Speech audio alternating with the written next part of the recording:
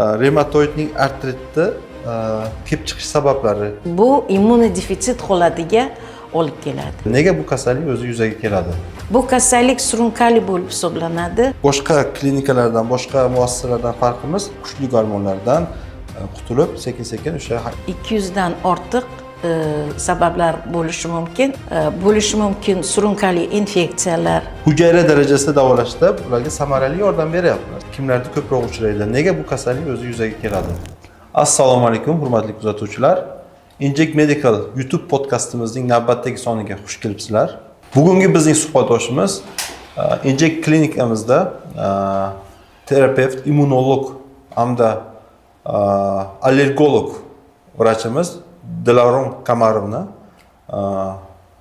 reumatoidning artritning kelib chiqish sabablari, hozirgi zamonaviy davolash taktikasi va bizning klinikamizda biz qanaqa davolash taktikalarni qo'llaymiz, shu haqida qisqacha gapiramiz. Dilarom opa, podkastimizga xush kelibsiz. Assalomu alaykum, rahmat. Birinchi savolim, reumatoidning artritni kelib chiqish sabablari kimlarda ko'proq uchraydi? Nega bu kasallik o'zi yuzaga keladi? Shuni haqida qisqacha gapirsangiz.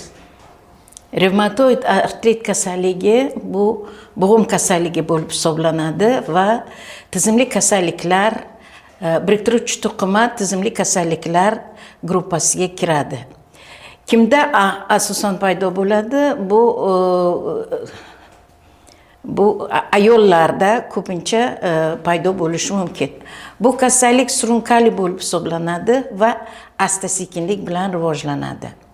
Bu kasallikning paydo bo'lishiga sabab bo'lishi mumkin surunkali infeksiyalar, turli xil zaharli ta'sirlar, toksik ta'sirlar bo'lishi mumkin, stress holatlar ham bo'lishi mumkin va gormonal buzilishlar ham autoimmun jarayonga olib kelishi mumkin.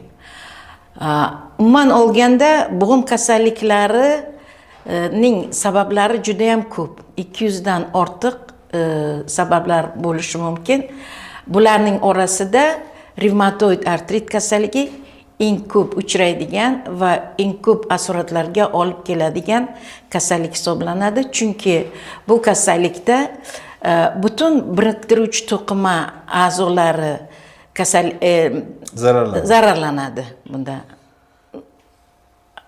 Bu bo'lishi mumkin perikardit, bo'lishi mumkin vaskulit, artrit va buyrak kasalliklari, to есть glomerulonefrit bo'lishi mumkin, nefropatiya bo'lishi mumkin va asta-sekinlik bilan nogironlikka olib keladi.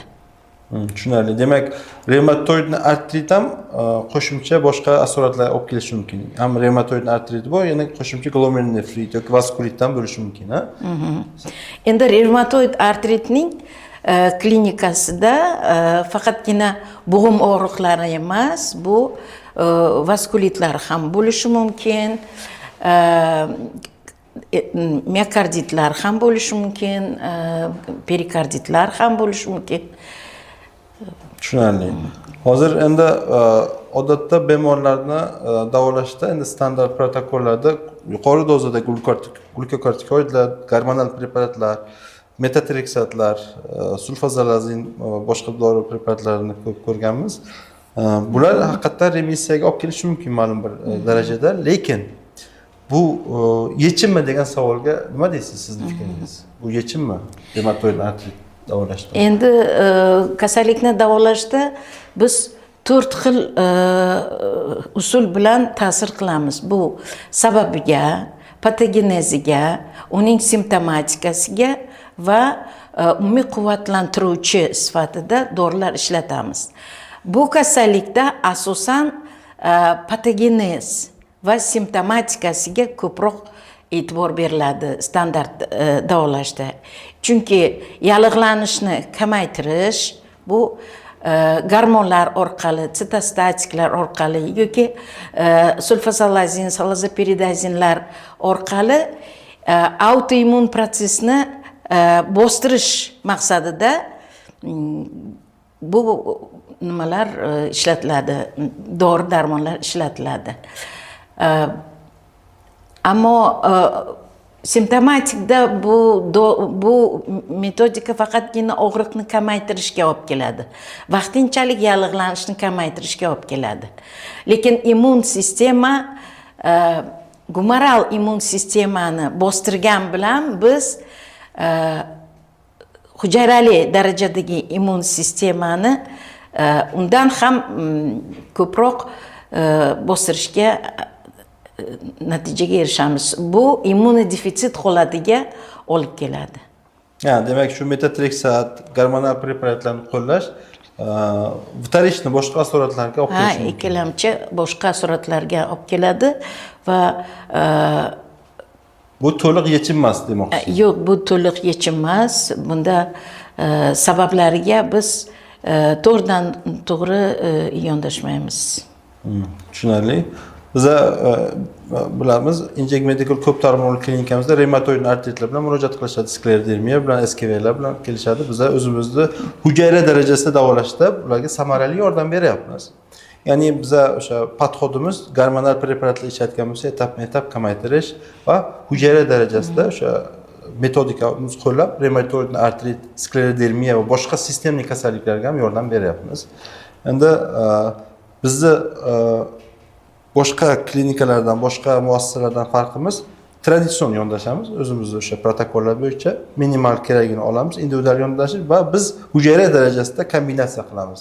Shu sababli bemorlarimiz etap kuchli gormonlardan qutulib, sekin-sekin o'sha normal hayot tarziga qaytyapti. Shu sababli hurmatli kuzatuvchilar, agar sizda ham yoki yaqinlaringizda ham revmatoid artrit yoki boshqa sistemli kasalliklar bo'lsa, bizning Inject Medical ko'p tarmoqli klinikamizga murojaat qilishingiz mumkin. Bizda tajribali mutaxassislarimiz bor hamda hujayra darajasida davolash metodikamizni ikkita davolashni kombinatsiyada qo'llab samarali yordam berishimiz mumkin. Agarda sizda ham yuqorida ko'rsatilgan kasalliklar bo'lsa, quyidagi raqamlarga qo'ng'iroq qiling, biz sizga ma'lumot beramiz. Bizning klinikamizning manzili Toshkent shahri, Yunusobod tumani, Nurziyoq 42 da joylashgan. Davron Kamarovna, bugungi ajoyib suhbat uchun sizga katta rahmat. Keyingi videolarda ko'rishguncha xayr. Rahmat.